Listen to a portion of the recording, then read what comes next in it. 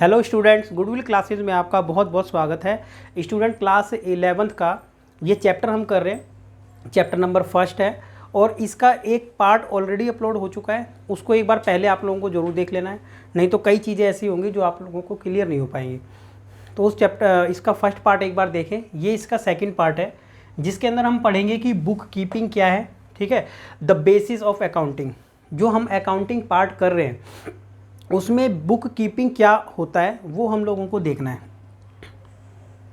और उससे पहले मैं एक छोटी सी बात आप लोगों को और क्लियर कर दूं। सबसे पहले वो ये है कि अगर कोई कंपनी है, ठीक है, इस तरीके से कोई कंपनी अगर है और आप लोग सीख रहे हैं अकाउंटिंग, तो जो भी स्टूडेंट अकाउंटिंग सीख रहा है उन पर जो भी स्टूडेंट हैं उनको सबसे पहले अपने आप को एक अकाउंटेंट मानना है। क्या मानना है? अकाउंटेंट। अगर आप कोई भी जब टॉपिक सीखते हैं, ठीक है, अगर आप कोई भी काम सीख रहे हैं तो आपको वो अपने आप को सबसे पहले मानना है, राइट। तो एज ए अकाउंटेंट आप सभी स्टूडेंट अपने आप को माने। ये कंपनी है और कंपनी का एक ऑनर भी होगा। तो आप ऑनर नहीं है, ये सबसे पहले आप क्लियर कर लें, ठीक है, कि आप ऑनर नहीं हैं और यहाँ पर एक कंपनी है। कंपनी का कोई भी नाम हो सकता है, जैसे हम कह सकते हैं कि एक्स लिमिटेड कंपनी है। तो आप देखें यहाँ पर कुल मिलाकर अभी 3 पर्सन हैं, ठीक है। अगर आप चीज़ों को समझना चाहते हैं ना तो ये चीज़ आपको सबसे पहले क्लियर होनी चाहिए वैसे, राइट। तो फर्स्ट जो क्लास थी वो बेसिक थी, टू द पॉइंट हम लोग कर रहे थे, ठीक है। ज़्यादा चीज़ें आप लोगों को क्लियर नहीं है, लेकिन एक जब 2-4 क्लासेज आपकी हो जाएगी तो कुछ चीज़ें आप ऑटोमेटिक समझने भी लग जाएंगे। तो क्या है, यहाँ पर अकाउंटेंट एक पर्सन है एक ऑनर है। आप ये देख सकते हैं कि ये एक कैसा पर्सन है, एक नेचुरल पर्सन है ये, ठीक है, अकाउंटेंट और ऑनर। और जबकि ये एक नेचुरल पर्सन नहीं है, कंपनी भी एक पर्सन है, उसका भी एक नाम है, ठीक है। जैसे इसका भी नाम हो सकता है अकाउंटेंट का और इसका भी नाम हो सकता है, सपोज इसका नाम राम है, ठीक है, और ये एक अकाउंटेंट है कोई भी, ठीक है। चलिए, और ये कंपनी है। अब आप इतनी सी बात जानते होंगे कि जो अकाउंटेंट है वो इस फर्म में हम ये मान रहे हैं कि वो जब पूरा साल बीतता है, ठीक है, या फिर मंथली, उसको क्या रेम्यूनरेशन मिलता है? अकाउंटेंट को मिलती है सैलरी। क्या मिलती है? सैलरी। और जो ऑनर है, ऑनर को क्या मिलता है? वो ऑनर ने ही ये कंपनी चला रहा है, वो उसको मिलता है प्रॉफिट, ठीक है। इतना आप ध्यान रखें पहले। और जो भी अकाउंटेंट है ये सारा काम किसका करता है? कंपनी का करता है, मालिक का कोई काम नहीं करता है। ये कंपनी के लिए क्या क्या बनाता है ये एक बार चीज़ और हम समझ लेते हैं, क्योंकि ये सारा काम किसका है? अकाउंटेंट का है। आप समझ रहे हैं अकाउंटिंग, तो अकाउंटिंग में सबसे पहले जो एक अकाउंटेंट होता है वो क्या करता है? रिकॉर्डिंग। जैसा कि आपने लास्ट क्लास में पढ़ा होगा, अगर आपने देखा है रिकॉर्डिंग, सबसे पहला एक काम अकाउंटेंट का क्या होता है? रिकॉर्डिंग। रिकॉर्डिंग के बाद क्या होता है? क्लासीफाइंग। क्या होता है?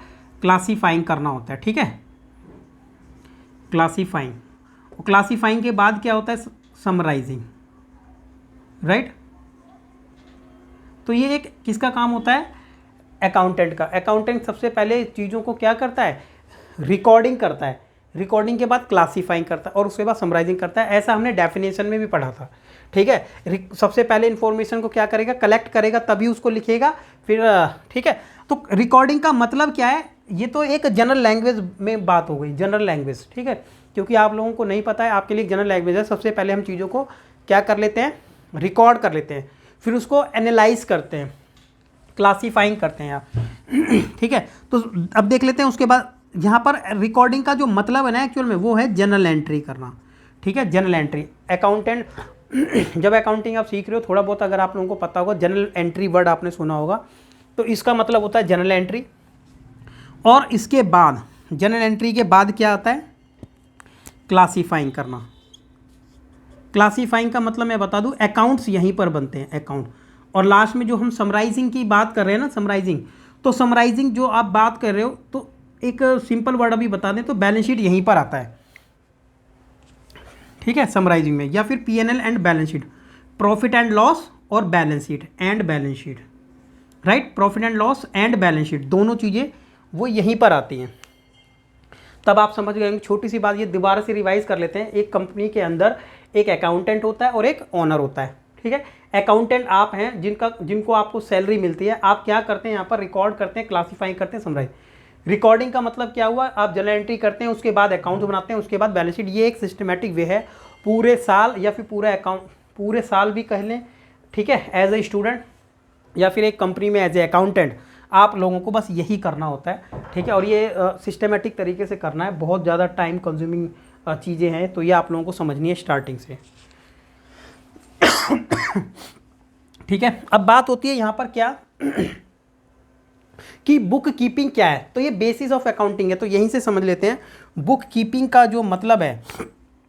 एक्चुअल में बुक कीपिंग क्या है, बुक कीपिंग इसी वाले पार्ट को हम कह रहे हैं, किसको, बुक कीपिंग हमारा ये वाला पार्ट है, ये ज़्यादातर हमारा ये जनरल एंट्री वाला पार्ट बुकिंग में, और अकाउंटिंग को भी इसमें ही ले लिया जाता है, ठीक है।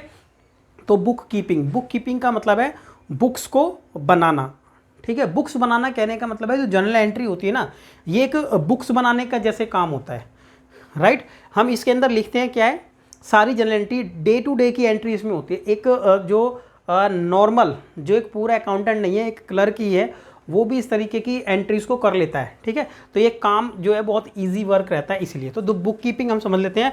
बुक कीपिंग वाला हमारा पार्ट ये वाला है, इस वाले पार्ट को ही हम बुक कीपिंग कहते हैं, ठीक है। आप प्रॉपर नोट्स बना लीजिए, आपके पास ये भी रहेगा, और ये बहुत इंपॉर्टेंट चीज़ लिखी है यहाँ पर।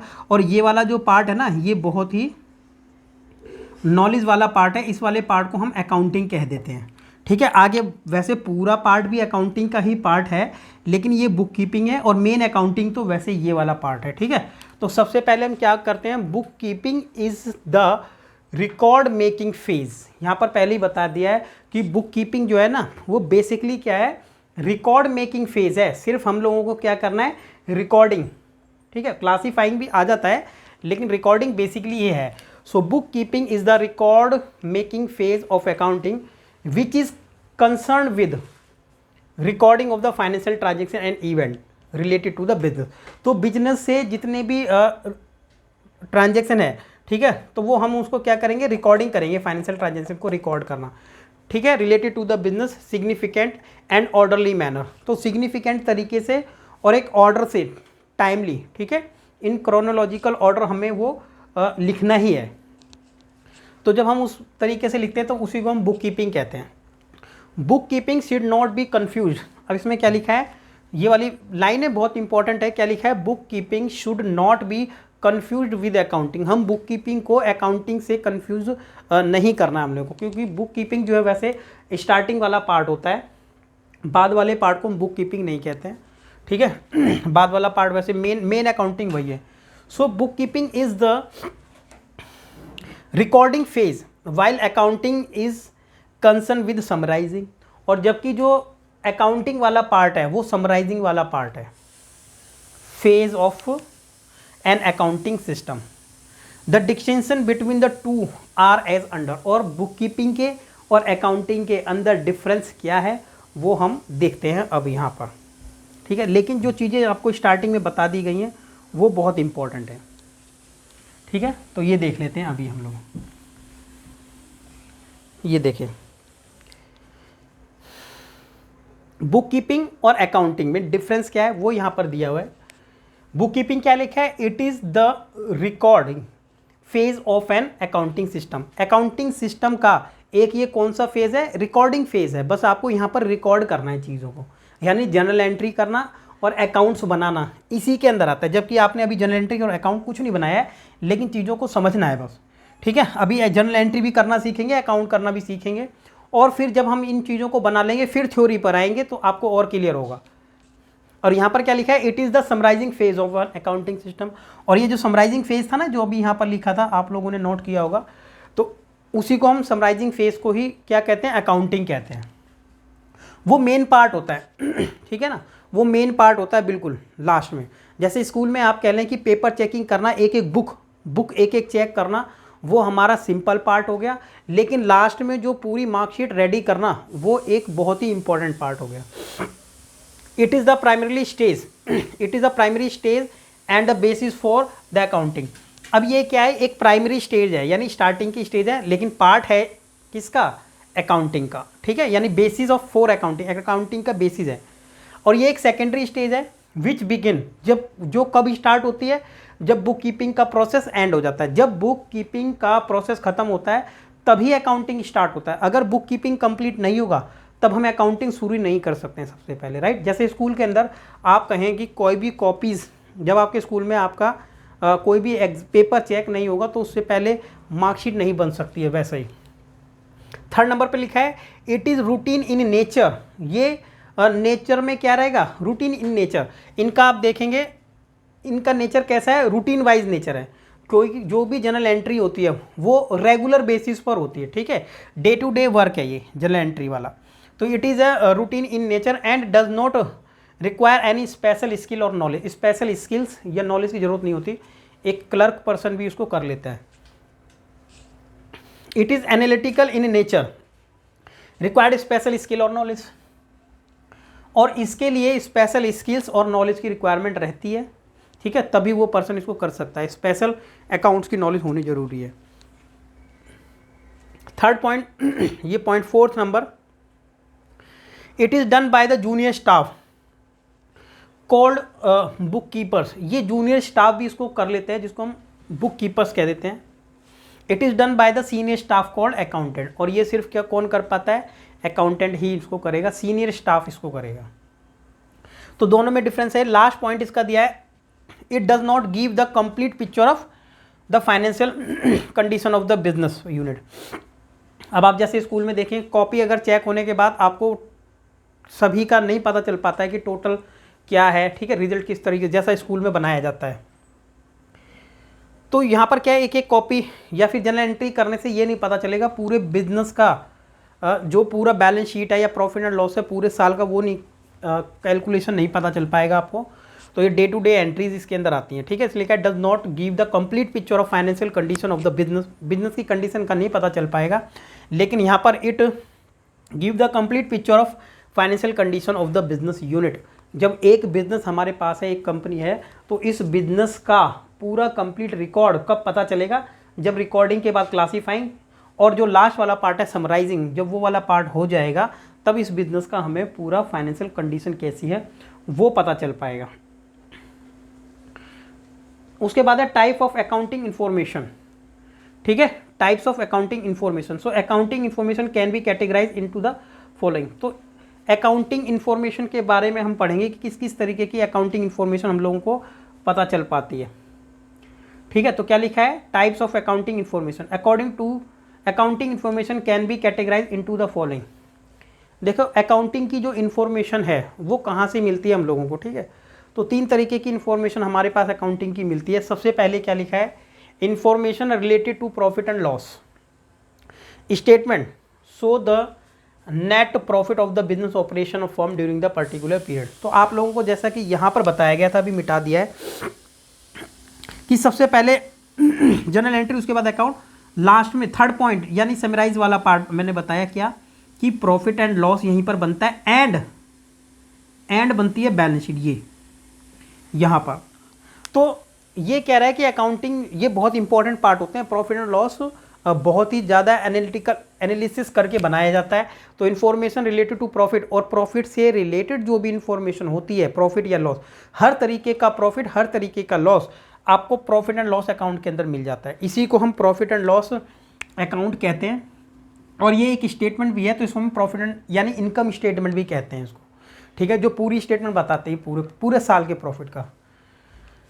So that the profit of the business operation of A firm during the particular period, और ये किसी एक पर्टिकुलर पीरियड का होता है, यानी किसी एक पर्टिकुलर ईयर का होता है, एक साल का। जैसे कि 2000, अगर हमारा ईयर डिपेंड करता है कब ख़त्म है, अगर हमारा ईयर 2022 दिसंबर में ख़त्म हो गया है, ठीक है, 31 तारीख को, अगर ये कैलेंडर ईयर, अगर हम ये कैलेंडर ईयर फॉलो इस तरीके से कर रहे हैं कि हमारा 31 दिसंबर में हमारा फाइनेंशियल ईयर, हमारा जो अकाउंटिंग पीरियड ख़त्म होता है अगर 31 तारीख को, तब 31 तारीख को ही हम बना देंगे अपनी पूरी स्टेटमेंट 31 तारीख तक की। तो 31 तारीख तक यानी एक तारीख से लेकर 31 तारीख तक का सारा प्रॉफिट हमें पता चलेगा।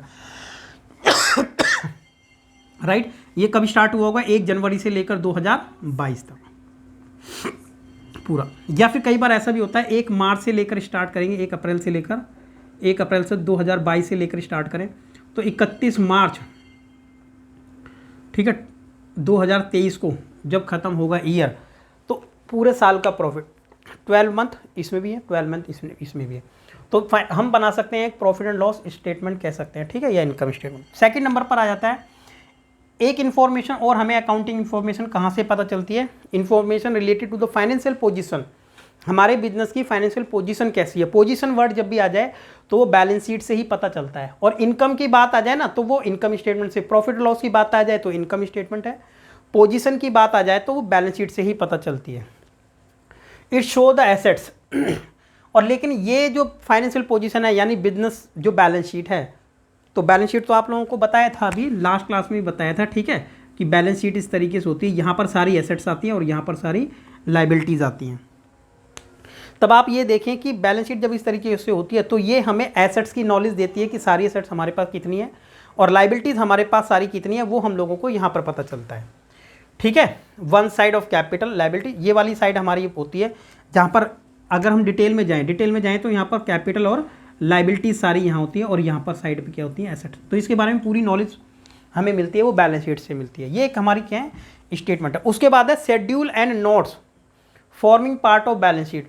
उसके बाद आप ये देखें कि जब आप प्रॉपर तरीके से बैलेंस शीट को देखेंगे ना तो और क्लियर होगा आप लोगों को, ठीक है। आपकी बुकों में बैलेंस शीट बनी है, एक बार उसको थोड़ा सा आप गो थ्रू करें, उसको जाकर देखें जरूर कि किस तरीके से बैलेंस शीट बनी है। और बैलेंस शीट के नीचे ना कुछ आपको शेड्यूल दे रखे होंगे, ठीक है। क्या दे रखे होंगे? शेड्यूल एंड नोट्स, जिनके नीचे आपको पूरी डिटेल बताई गई होती है। जैसे कोई एसेट्स हमने यहाँ पर लिखी, ठीक है, एसेट फॉर एग्जांपल एसेट हमने लिखी यहाँ पर, बैलेंस शीट के अंदर सारी एसेट्स यहाँ आएंगी। अब एसेट्स का नाम कोई भी है, फर्नीचर, राइट स्टूडेंट। अब फर्नीचर हमने लिख दिया यहाँ पर कि मान लो 80,000 हमारे पास फर्नीचर है। अब ये जो 80,000 फर्नीचर है इसकी कैलकुलेशन कहाँ है? जब कोई ये देखना चाहेगा कि 80,000 ये कैलकुलेशन किस तरीके से आई है, तो हर एक पार्ट की कैलकुलेशन जो हमें मिलेगी वो कहाँ पर मिलेगी? ये नोट्स एंड शेड्यूल्स में मिलेगी, ठीक है। किसमें मिलेगी? शेड्यूल एंड नोट्स, जहाँ पर पूरी कैलकुलेशन हमें दिखाई गई होगी। तो ये भी एक बहुत ही इंपॉर्टेंट पार्ट होती है इन्फॉर्मेशन का, यहाँ से भी हम इन्फॉर्मेशन ले सकते हैं, ठीक है। फॉर्मिंग क्या करते हैं? Forming the part of balance sheet and income statement. Balance sheet के भी नोट्स ये रहते हैं, शेड्यूल नोट्स, और इनकम स्टेटमेंट के भी रहते हैं। So give the detail of the various items shown in the balance sheet. तो बैलेंस शीट के अंदर दोनों साइड जितनी जो भी चीज़ें दे रखी होती हैं उनकी सारी डिटेल और नोट्स यहाँ पर ही दिए होते हैं। तो ये तीन तरीके की स्टेटमेंट होगी। पहली तो हो गई ये प्रॉफिट एंड लॉस के बारे में बता रहा था, ये बैलेंस शीट के बारे में बता रहा था, और ये नोट्स एंड शेड्यूल, ये नोट्स और शेड्यूल वो हैं, ठीक है, जो हम ये बनाते हैं ना ऊपर प्रॉफिट एंड लॉस और ये बैलेंस शीट, इनको बनाने के लिए जो कैलकुलेशन होती है इसकी वो शेड्यूल्स में होती है, नोट्स एंड शेड्यूल। इनकी डिटेल कैलकुलेशन नीचे पाती है, तो वहाँ पर जा करके हम देख सकते हैं, ठीक है। जैसे आपने ये देखा होगा कई बार आप क्वेश्चन कोई करते हैं, आपने क्वेश्चन कर दिया तो टीचर भी आपसे पूछ सकता है कि ये कैसे आ गया, ये कैलकुलेशन कहाँ की है उसकी, ठीक है। तो हम उसकी कैलकुलेशन करके बताते हैं या रीज़न बताते हैं। कई बार कोई, ठीक है, मैथ का भी कोई क्वेश्चन करते हैं तो ये कैसे आया, उसका रीज़न क्या, तो उसका रीज़न देते हैं। तो ऐसे ही उनके रीजन्स यहाँ पर दिए होते हैं, ये भी बहुत इंपॉर्टेंट होते हैं।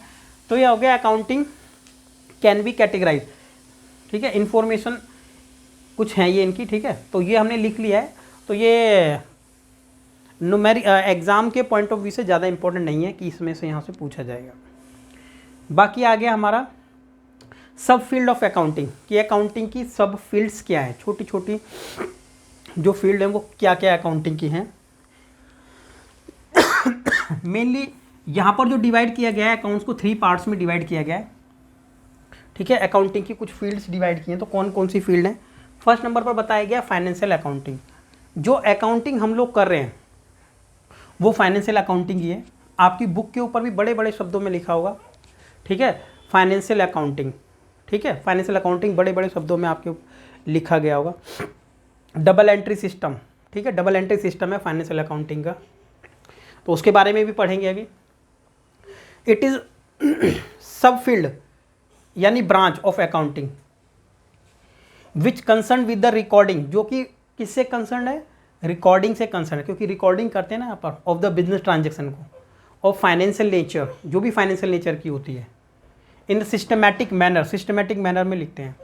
To ascertain the profit of business, किसी भी बिजनेस का एक करेक्ट प्रॉफिट निकालने के लिए, ऑफ अकाउंटिंग पीरियड, कोई भी अकाउंटिंग पीरियड को, अकाउंटिंग पीरियड यहाँ पर क्या कह रहा है कि 1 साल का ही अकाउंटिंग पीरियड लेना पड़ता है हमेशा।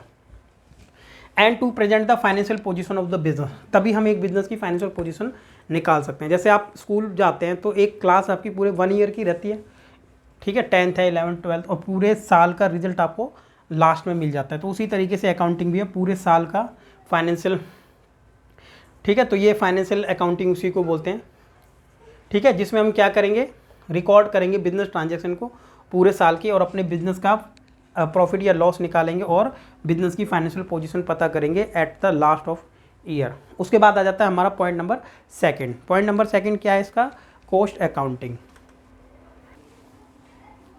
अभी जो हमारा सेकंड जो पॉइंट है क्या था, वो कॉस्ट अकाउंटिंग। और कॉस्ट अकाउंटिंग क्या कह सकते हैं, हम कह सकते हैं कि एक एडवांस पार्ट है, क्योंकि सबसे पहला जो हमारा जो पार्ट है ना, वो मेन तो फाइनेंशियल अकाउंटिंग ही रहेगा। तो कॉस्ट अकाउंटिंग क्या है इस वाले पार्ट में हम ये चाहते हैं कि हमारा जो प्रोडक्ट है, कोई भी प्रोडक्ट है, यहाँ पर ज़्यादा से ज़्यादा कंसंट्रेट किया जाता है कॉस्ट पर, और हम चाहते हैं कि हमारी कॉस्ट क्या रहे, मिनिमाइज रहे, ठीक है। कोई भी प्रोडक्ट हमारा उसकी कॉस्ट जितनी ज़्यादा कम रहेगी तो हम अपनी सेल्स को उतना ही ज़्यादा बढ़ा सकते हैं। इस, ठीक है, इस पॉइंट को लेकर के हम इस अकाउंटिंग में चलते हैं। यहाँ पर कॉस्ट को ज़्यादा से ज़्यादा किया जाता है कि मिनिमाइज़ किया जाए। जबकि यहाँ पर अगर इस पोजीशन की बात करें फाइनेंशियल अकाउंटिंग की, तो फाइनेंशियल अकाउंटिंग में हमने ये देखा है कि हम चाहते हैं कि हमारे बिजनेस में हमारा एक ट्रू प्रॉफिट एंड लॉस और एक बैलेंस शीट हमें मिलनी चाहिए, ठीक है, प्रॉफिट हमारा ज़्यादा से ज़्यादा बढ़े। अब कॉस्ट अकाउंटिंग में सारा फोकस किस पर किया जाता है, कॉस्ट पे किया जाता है, कॉस्ट कटिंग पे किया जाता है। So it is the sub field या ब्रांच ऑफ अकाउंटिंग, ये एक अकाउंटिंग का ही ब्रांच है, ठीक है, और एक एडवांस पार्ट है ये भी, which is concern ascertain of total cost, ठीक है। ये भी किस पे डिपेंड करता है, पूरा का पूरा कॉस्ट पे डिपेंड करता है, as per unit cost of goods या फिर सर्विस प्रोड्यूस्ड, जो भी सर्विस या फिर गुड्स जो भी प्रोड्यूस किया गया है हमारे पास से, हम चाहते हैं कि उसका कॉस्ट कम से कम जाए, तो ये वो अकाउंटिंग हो जाती है प्रोवाइडेड बाय द बिजनेस या फर्म, ठीक है। तो बिजनेस या फर्म जो भी हम गुड्स या सर्विस प्रोड्यूस कर रहे हैं उसमें टोटल कॉस्ट क्या है, पर प्रोडक्ट की कॉस्ट हमारी मिनिमाइज रहे, सबसे कम रहे, तो ये उस पर काम करता है कॉस्ट अकाउंटिंग। लेकिन हमारा जो पूरा फोकस रहेगा फिलहाल, वो हम किस पे काम कर रहे हैं, अपना फाइनेंशियल अकाउंटिंग पे कर रहे हैं। और इसका जो थर्ड पार्ट है वो है मैनेजमेंट अकाउंटिंग, क्योंकि यहाँ 3 अकाउंटिंग के बारे में बात हुई है, फाइनेंशियल अकाउंटिंग, कॉस्ट अकाउंटिंग और मैनेजमेंट अकाउंटिंग। तो थर्ड पार्ट इसका है मैनेजमेंट अकाउंटिंग। इसमें क्या लिखा है, इट इज़ सब फील्ड ब्रांच ऑफ अकाउंटिंग, ये भी एक अकाउंटिंग की ही ब्रांच है, which is concern with presenting the financial information in such a manner, ये भी फाइनेंशियल इंफॉर्मेशन की ही बात कर रहा है, help to management in planning and controlling the operation of a business in the better decision making. हम अपना better decision making तभी कर सकते हैं जो भी हमारी फाइनेंशियल इंफॉर्मेशन है उनको और एडवांस लेवल पर लेकर जाया जाए, और हम अपने जब पूरा एनालिसिस कर लेते हैं, समराइजिंग कर लेते हैं, उसके बाद किस तरीके से वो मैनेजमेंट को ज़्यादा से ज़्यादा हेल्प करेगा, उसी को हम अपना मैनेजमेंट अकाउंटिंग कह रहे हैं। तो 3 पार्ट यहाँ पर हमारे हैं, फाइनेंशियल अकाउंटिंग, कॉस्ट अकाउंटिंग और मैनेजमेंट अकाउंटिंग। तो एग्ज़ाम में कई बार पूछ भी लिया जाता है कि टाइप्स ऑफ अकाउंटिंग क्या है, ठीक है। तो मैनेजमेंट अकाउंट, कॉस्ट अकाउंट और फाइनेंशियल अकाउंट, ये 3 पार्ट थे। तो उसके बाद हमारा ये आ जाता है नेक्स्ट, इंटरेस्टेड यूजर्स या parties accounting information and there needs. तो ऐसे कौन कौन से यूजर्स हैं या कौन कौन सी ऐसी पार्टीज़ हैं जो अकाउंटिंग इंफॉर्मेशन को यूज़ करती है। तो आप लोगों को पता है कि जब हम अकाउंटिंग बनाते हैं तो उनको कोई ना कोई तो यूज़ करता ही होगा, ठीक है। तो जब हम अकाउंटिंग कर रहे हैं तो उसको कोई यूज़ कर रहा होगा। कोई भी XYZ दुनिया में जो भी प्रोडक्ट बनाया जाता है तो उसके यूजर्स होते हैं। तो यहाँ पर भी अकाउंटिंग अगर हम बना रहे हैं तो किस टाइप के उसके यूज़र्स हैं। तो यूज़र्स की बात करें तो यहाँ पर एक तो इंटरनल यूज़र हैं और एक एक्सटर्नल यूज़र हैं, 2 पार्ट्स में डिवाइड किया गया है।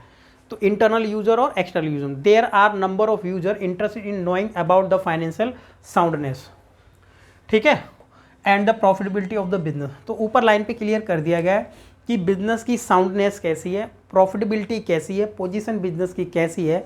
ये चीज़, इस चीज़ में इंटरेस्टेड जो यूज़र हैं वो 2 तरीके के यूज़र हो सकते हैं, या तो इंटरनल हो सकते हैं या फिर एक्सटर्नल यूज़र्स हो सकते हैं। अगर हम बात करें इंटरनल यूज़र वो हो गए जो बिजनेस के कंपनी के अंदर हैं या फिर कंपनी से इंटरनली रिलेटेड हैं। तो कौन कौन से हैं वो यूज़र? तो यहाँ बात करें कि कंपनी है, कंपनी से जो रिलेटेड है इंटरनल यूज़र है वो है ऑनर, ठीक है। यहाँ पर अकाउंटेंट, वो भी अकाउंटेंट भी हो सकता है, ठीक है ना। अकाउंटेंट क्या है? एक एम्प्लॉई है वैसे, तो यहाँ पर एम्प्लॉई वर्ड लिखा था ना, तो एम्प्लॉई में आ जाएगा ये। एम्प्लॉय में और भी आते हैं, कौन कौन से आते हैं? वर्कर आते हैं, ठीक है, और मैनेजमेंट भी आता है, मैनेजमेंट। तो ये इंटरनल पर्सन हो गए। तो हम देखें इंटरनल में कौन कौन आ गया? ऑनर आ गया, मैनेजमेंट आ गया और एम्प्लॉयज़ आ गया। ये इंटरनल में आएगा, ये एक्सटर्नल में गलत लिखा है, ये इंटरनल है, ठीक है, इसको ऊपर कर लेना आप लोग। तो इंटरनल पर्सन में आ जाते हैं। और एक्सटर्नल लोग भी होते हैं। एक्सटर्नल में कौन कौन हो गया? इन्वेस्टर हो गए, पोटेंशियल इन्वेस्टर हो गए, ठीक है, जो हमें इन्वेस्ट करना चाहेंगे फर्दर। क्रेडिटर्स हो गए, लेंडर्स हो गए, टैक्स अथॉरिटीज़ हो गई, ठीक है, और गवर्नमेंट भी हो गई, और भी बहुत सारे हो सकते हैं, अदर में लिख दिया है। तो सबसे पहले आ जाते हैं ऑनर। देखिए ऑनर जो है वो तो कंपनी का ऑनर ही है, वो बिजनेस में अकाउंटिंग को यूज़ करने के लिए क्यों इंटरेस्टेड है? तो अकाउंटेंट जो है ना वो क्यों इंटरेस्टेड है यूज़ करने के लिए? ऑनर जो है क्या लिखा है? Return on their investment. भाई वो ये देखना चाहता है अपनी अकाउंटिंग बनाने के बाद कि मुझे टोटल मिला के कितना रिटर्न आया, बैलेंस शीट में मेरे पास क्या क्या एसेट्स अवेलेबल है, क्या क्या मेरे पास लाइबिलिटीज़ अवेलेबल हैं, और कैपिटल मेरा कितना है बिजनेस के अंदर। तो रिटर्न ऑन देयर इन्वेस्टमेंट वो देखना चाहता है कि जितना बिजनेस मैंने इन्वेस्ट किया था अपने ही बिजनेस के अंदर, उससे कितना मुझे रिटर्न मिला है। फाइनेंशियल हेल्थ कैसी है बिजनेस की, वो ये देखना चाहता है। आप अपने वर्ड्स में भी लिख सकते हैं कि जो एक ओनर है वो ये देखना चाहता है कि मेरे बिजनेस से मुझे कितनी, मेरी प्रॉफिटेबिलिटी क्या है, मेरी बिजनेस की पोजीशन कैसी है, ठीक है, तो वो उसको पता लगता है। तो इंटरनल यूज़र क्यों यूज़ करता है, ये रीज़न दे रखा है, इन्फॉर्मेशन द यूज़र वांट, क्या इन्फॉर्मेशन वो चाहता है। मैनेजमेंट, ठीक है, मैनेजमेंट क्या चाहता है? भाई मैनेजमेंट जब बिजनेस की आपने अकाउंटिंग को क्यों यूज़ करता है? अकाउंटेंट ये देखता है कि एक बिजनेस के अंदर क्या क्या एसेट्स हैं, क्या क्या लायबिलिटी है, क्या क्या प्रॉफिट हमें रिसीव हुआ है, कहाँ कहाँ से हमें लॉस हुए हैं। तो ज़्यादातर जो मैनेजमेंट है वो वीक पॉइंट देखेगा और उनको क्या करेगा मैनेजमेंट? इम्प्रूव करने की कोशिश करेगा। तो ये क्या करते हैं? इवैल्यूएट, ठीक है, evaluate the performance to take the decision. ये हमारे बिजनेस की जो परफॉर्मेंस है उसको अच्छा करने के लिए क्या करते हैं? वहाँ से इंफॉर्मेशन लेते हैं, देन डिसीजन करते हैं उसमें क्या है, ठीक है। एक एम्प्लॉई इंटरनली होता है वैसे, तो क्या लिखा है? जो एम्प्लॉई होता है वो ये देखता है एक अकाउंटिंग जब बनी है किसी भी फर्म की या पूरे साल में, हर एक कंपनी बैलेंस शीट को भी क्या करती है? बैलेंस शीट को भी शो करती है कि हमारे बिजनेस की क्या बैलेंस शीट है, ठीक है। तो क्या करते हैं कि प्रॉफिटेबिलिटी टू क्लेम, तो वो लोग भी क्या करते हैं? बिजनेस की प्रॉफिटेबिलिटी देखते हैं क्लेम करने के लिए, higher wages and bonus whether their dues, ठीक है, पीएफ और ईएसआई। तो इन लोगों को क्या रहता है? एम्प्लॉयज़ ये देखते हैं कि अगर कंपनी की प्रॉफिटेबिलिटी अच्छी है तो वो भी इंटरेस्टेड हैं कि उनको ज़्यादा से ज़्यादा सैलरी मिले, वेजेस मिले, बोनस मिले, ठीक है, और उनको भी बेनिफिट, अदर बेनिफिट चाहिए। तो इसलिए ये चाहते हैं उसको देखना, ठीक है, इसलिए ये इंटरेस्टेड हैं उसको यूज़ करने के लिए। उसके बाद है एक्सटर्नल यूज़र। एक्सटर्नल यूज़र है इन्वेस्टर। आप इन्वेस्टर को जानते होंगे, क्या बोलते हैं?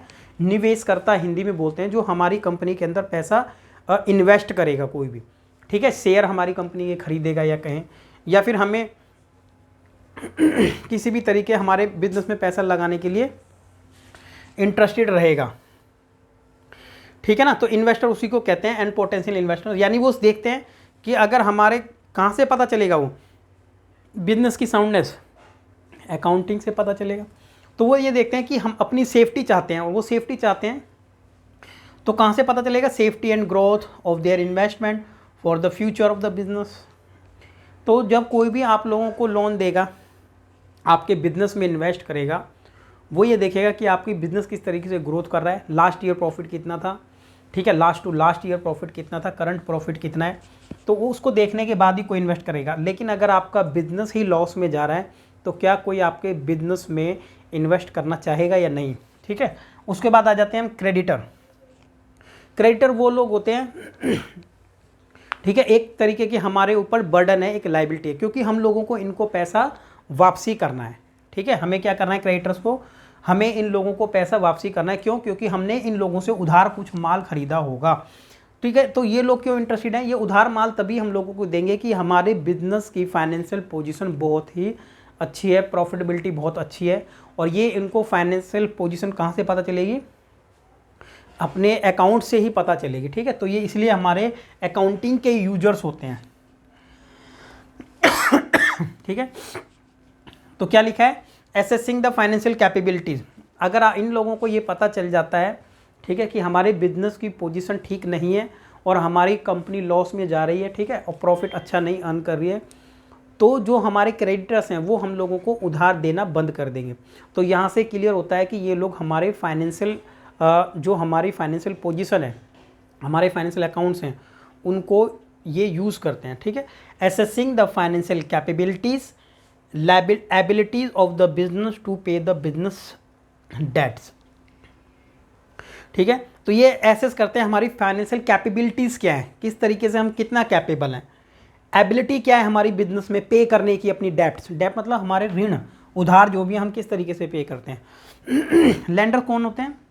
जो हम लोगों को उधार दे रहे हैं, मनी लेंडर्स। तो रीपेइंग कैपेसिटी हमारी वो देखते हैं कि हम किस तरीके से रीपे, हमारी कैपेसिटी है या नहीं पे करने की। ठीक है, क्रेडिट वर्थनेस कितनी है हमारी, वो इस चीज़ से अब अकाउंटिंग को देख करके सब क्लियर हो जाता है कि इन्होंने कितना लोन लिया था और कितना किस रेट से ये वापसी उसको पे कर रहे हैं। सारी चीज़ें अकाउंटिंग से पता चल जाती हैं और धीरे धीरे जब आप देखेंगे तो आपको क्लियर हो जाएगा। ठीक है, फिलहाल हम थ्योरी पढ़ रहे हैं और आपको सिर्फ ये मानना है कि अकाउंटिंग एक ऐसा पार्ट है जो हमें पूरी नॉलेज दे रहा है हमें बिजनेस के बारे में, हमारी फाइनेंशियल टर्म्स के बारे में। तो वो अब जिस तरीके से आप एडमिशन लेने जाते हैं किसी भी कॉलेज में, तो वो आपको देखकर आपका एडमिशन लेता है। वो क्या देखता है? आपकी मार्कशीट देखेगा और उसको देख करके बताएगा कि आप कोई भी सब्जेक्ट लेने के लिए कैपेबल हैं या नहीं, या किस स्ट्रीम में आपको एडमिशन दिया जाएगा। तो ये होगी लेंडर्स। टैक्स अथॉरिटीज़, ये टैक्स अथॉरिटीज़ भी इंटरेस्टेड होती हैं ये चेक करने के लिए अगर कोई कंपनी बहुत अच्छा प्रॉफिट अर्न कर रही है तो टैक्स अथॉरिटीज़ आती हैं, उनको भी आपके बिजनेस के ऊपर टैक्स लगाना है, आपकी फर्म के ऊपर, इनकम के ऊपर टैक्स लगाना है। ठीक है, तो इसमें क्या लिखा है? असेसमेंट ऑफ ड्यूज टैक्सेस, वो भी आपके टैक्सेस का असेसमेंट कर सकते हैं। True and fair disclosure of accounting information, तो वो भी आपकी अकाउंटिंग इन्फॉर्मेशन को यूज़ करते हैं, अकाउंटिंग इन्फॉर्मेशन को देखकर ही वो आपके ऊपर टैक्स लगाते हैं। राइट, एम्प्लॉयज़ के बारे में हमने अभी डिस्कस कर लिया था कि एम्प्लॉय क्यों इंटरेस्टेड होते हैं। उसके बाद आ जाएगा अदर्स। एग्जाम में अगर क्वेश्चन आता है तो इस तरीके से आप लिख सकते हैं, नहीं तो आप अदर्स के भी कॉलम बना सकते हैं, जैसे कस्टमर यहाँ लिखें फिर रिसर्चर लिखें, तो इस तरीके से बहुत सारे हो जाते हैं। तो अदर्स में लिख देते हैं, जैसे कस्टमर्स हैं, कस्टमर भी इंटरेस्टेड होते हैं क्योंकि जो कंपनी बहुत ज़्यादा प्रॉफिट अर्न करती है, ठीक है, बहुत अच्छा उसका फाइनेंशियल रिकॉर्ड है, ठीक है, तो पॉपुलर कंपनी है, तो उसी के ही प्रोडक्ट लोग खरीदना चाहते हैं। ठीक है, और जो कंपनी डाउन में होती है उसको लोग खरीदना नहीं चाहते हैं। तो क्या लिखा है? कस्टमर देखते हैं किसी भी कंपनी को कितना प्रॉफिट है। रिसर्चर देखते हैं, ठीक है, ETC में seek different information of the different reason. तो इन सभी के रिसर्चर हैं। रिसर्चर, कोई भी रिसर्चर जो है वो आपकी कंपनी के ऊपर रिसर्च करेगा, कितना आपका फाइनेंशियल पोजीशन है, ठीक है, आपके बिजनेस की ग्रोथ क्या है, प्रोडक्ट को किस तरीके से आगे बढ़ाया जाए, कम क्यों बिक रहा है, इन किसी भी तरीके का रिसर्च करने के लिए वो भी आपकी बिजनेस की फाइनेंशियल पोजीशन को चेक कर सकता है। तो सभी ये यूजर्स हैं, ठीक है, और सभी के डिफरेंट वांट्स हैं कि वो क्यों आपकी फाइनेंशियल पोजीशन को यूज़ करना चाहते हैं। अभी पॉइंट अगला है हमारा, क्या है? Qualitative characteristics of accounting information. Qualitative characteristics के बारे में हम पढ़ रहे हैं। ठीक है, कुछ विशेषताएं अकाउंटिंग की हैं जो उसकी क्वालिटी को लेकर है। ठीक है, तो विशेषताएं अकाउंटिंग की क्या क्या हैं वो हम लोगों को देखनी है, और ये विशेषताएं उसकी क्वालिटी को लेकर के हैं। ठीक है, तो यूज़र्स जो हमारे हैं, जितने भी यूज़र्स हैं अकाउंटिंग के, तो जो वो उसको यूज़ करते हैं तो कोई क्वालिटी अकाउंटिंग में होगी तभी उसको यूज़ करेंगे। अगर अकाउंटिंग के अंदर कुछ क्वालिटीज़ उन लोगों को नहीं मिलेगी तो वो उस अकाउंटिंग को यूज़ नहीं करेंगे। तो यहाँ पर लिखा है कि अकाउंटिंग जो इन्फॉर्मेशन है useful for the interested users, वो इंटरेस्टेड जो भी यूज़र्स हैं उनके लिए वो यूज़फुल है। ठीक है, accounting information useful for interested user, वो उनके लिए यूज़फुल होगी, वो तभी यूज़फुल रहेगी उनके लिए only if it poses the following characteristics. और अगर ये सारी कैरेक्टरिस्टिक्स हैं इसके अंदर, ये अगर किसी भी अकाउंटिंग के अंदर होगी तभी वो अकाउंटिंग यूजेबल है, ठीक है, तभी वो यूज़ कर पाएंगे उनको। जैसे फर्स्ट नंबर पर क्या है, रिलायबिलिटी, रिलायबल होने चाहिए अकाउंट कैसे होने चाहिए, रिलायबल मतलब विश्वसनीय होने चाहिए, राइट, ठीक है, यानी सच्चे बढ़िया अकाउंट होने चाहिए। उसके बाद है रेलिवेंस मतलब एक उचित होना चाहिए। अंडरस्टैंडेबिलिटी मतलब उसको हम समझ सकें, इस तरीके से अकाउंटिंग हमारी होनी चाहिए, कंफ्यूजिंग नहीं होना चाहिए कुछ, ठीक है, ट्रांसपेरेंसी चीज़ों में होने चाहिए। कंपेरेबिलिटी, हम इस तरीके से अकाउंट बनाएं कि इस साल के अकाउंट को लास्ट ईयर के अकाउंट से इजीली कंपेयर कर पाएँ, ठीक है। तो ये 4 इस तरीके की हमें कैरेक्टरिस्टिक्स दे रखी हैं अकाउंटिंग की, जो एक अकाउंटिंग में होनी बहुत ही ज़रूरी है। तो ये कुछ हमारी विशेषताएं अकाउंटिंग के अंदर होनी चाहिए। जैसे रिलायबिलिटी यानी means the information must be based on fact, यानी जो अकाउंटिंग है हमारी वो फैक्ट के ऊपर बेस्ड होनी चाहिए। And be verified through the source of account, ठीक है, source of document bye anyone. It must be free from the बाइस एंड एरर, वो किसी तरीके की उनके अंदर बाइसनेस नहीं होनी चाहिए, किसी तरीके की मिस्टेक होनी चाहिए नहीं होनी चाहिए, पूरी तरीके से वेरीफाइड और डॉक्यूमेंट पर बेस्ड होना चाहिए, प्रूफ पर बेस्ड हमारी अकाउंटिंग होनी चाहिए। जब हम अकाउंटिंग करते हैं वो पूरे तरीके से प्रूफ पर बेस्ड होनी चाहिए, यानी उनके प्रॉपर मेमो या वाउचर वगैरह उनका होना चाहिए, तभी हम उनको अकाउंटिंग में एंट्री करेंगे। जब हम अकाउंटिंग में कोई भी जनरल एंट्री करते हैं तो वो हमारी किसके ऊपर बेस्ड होती है, हमारे पास उसका वाउचर होता है प्रॉपर, ठीक है ना, तभी हम उसको एंट्री करते हैं, कोई ना कोई एविडेंस उसका होता है तभी। जब आपने माल परचेज किया होगा कहीं से, ठीक है, कैश में परचेज किया होगा तो आपको एक रिसीट दी गई होगी, तो उसके ऊपर बिल के ऊपर बेस्ड रहता है। सेकंड नंबर है आपका रेलिवेंस, ठीक है, to be relevant information must be available, ठीक है, जो हमारी जो इन्फॉर्मेशन हम यहाँ पर लेंगे ये एक पर्टिकुलर टाइम से रिलेटेड होनी चाहिए, ठीक है, एक रेलिवेंट इन्फॉर्मेशन होनी चाहिए, संबंधित। जब हमें एक साल का प्रॉफिट निकाल रहे हैं या लॉस निकाल रहे हैं, ठीक है, या कोई फाइनेंशियल पोजीशन निकाल रहे हैं, तो वो तभी एक रेलिवेंट मानी जाएगी जब उस साल से रिलेटेड होगी। तो इसलिए लिखा है रेलिवेंट इन्फॉर्मेशन होनी चाहिए, must be available in a time and must influence the decision of the user, और वो यूजर के डिसीजन को भी इन्फ्लुएंस करती हो by helping them from the prediction about the outcomes, ठीक है। तो ये किसी एक पर्टिकुलर टाइम की होंगी, रेलिवेंट इन्फॉर्मेशन होंगी अगर, तभी वो यूजेबल है, अदरवाइज उसका कोई फ़ायदा नहीं रहेगा अकाउंट में, ठीक है। तो एक पर्टिकुलर ईयर से एक रिलेटेड इन्फॉर्मेशन होनी चाहिए, तभी वो यूज़फुल रहेंगी। अंडरस्टैंडेबिलिटी होनी चाहिए, ठीक है, आसानी से आपको पता लग जाएगा कि information should be presented in such manner, इस तरीके से होनी चाहिए information that the user can understand it well, अच्छे तरीके से कोई उसको समझ सके। कई बार इस तरीके से इन्फॉर्मेशन दी जाती है कि वो उसको कोई समझ नहीं पा रहा है, तो ऐसी इन्फॉर्मेशन को कोई बेनिफिट नहीं रहता। उसके बाद आ जाते हैं लास्ट यानी फोर्थ पॉइंट पर, कंपेरेबिलिटी, ठीक है, हमारी इन्फॉर्मेशन इस तरीके से होनी चाहिए कि मतलब बार बार मेथड को चेंज नहीं किया जाना चाहिए। ये भी कह सकते हैं कि जब हमने कोई अकाउंटिंग की है तो लास्ट ईयर से वो तभी कंपेयर हम कर पाएंगे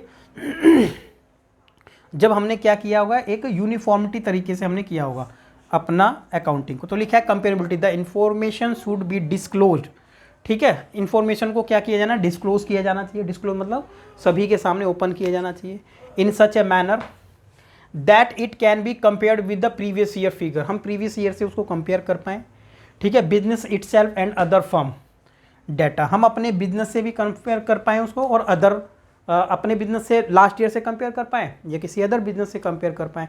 तो इस तरीके की हमारी अकाउंटिंग होनी चाहिए, यानी एक यूनिफॉर्मिटी होनी चाहिए, एक मेथड प्रॉपर जो हर साल बार बार चेंज नहीं कर सकते हम, ठीक है, अपने मेथड को, ये भी कहा जा सकता है। तो ये इस तरीके के 4 ये पॉइंट हैं, अच्छे से आप इनको नोट करें, ठीक है, और प्रॉपर तरीके से इसको याद करें। किसी भी तरीके का कोई कन्फ्यूज़न अगर आप लोगों को आता है, क्योंकि फर्स्ट टाइम आप लोग कर रहे हैं, तो आप कमेंट सेक्शन में बता सकते हैं। Okay, thank you.